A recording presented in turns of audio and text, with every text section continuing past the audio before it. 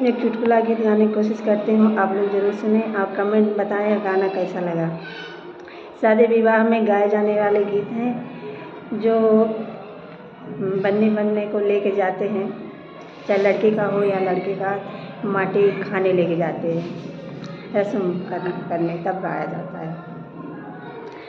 माटे गोड़े गैले चिनरिया वही माटे कोड़ हो, माटे कोड़े गैले चिनरिया वही माटे कोड़ हो, वही जैसे लेके अइले 16 गो भतार हो, वही जैसे लेके अइले 16 गो भतार हो, 16 गो भतार लेके सुतलियो सरवा हो, 16 गो भतार लेके सुतलियो सरवा हो, पूछेला उनकर भैया कवन कवन जात हो, पूछेला उनकर भैया कवन कवन जात हो।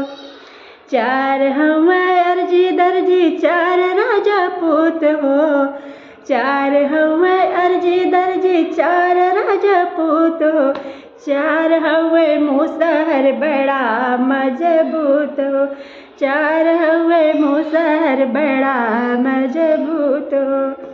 माटी गो कोड़े गैले ननदिया वही माटी कोड़ हो, ओहू जैसे लेके अइली 16 गो भतार हो, वही जैसे लेके अइली 16 गो भतार हो। धन्यवाद। गाना कैसा लगा जरूर बताएं।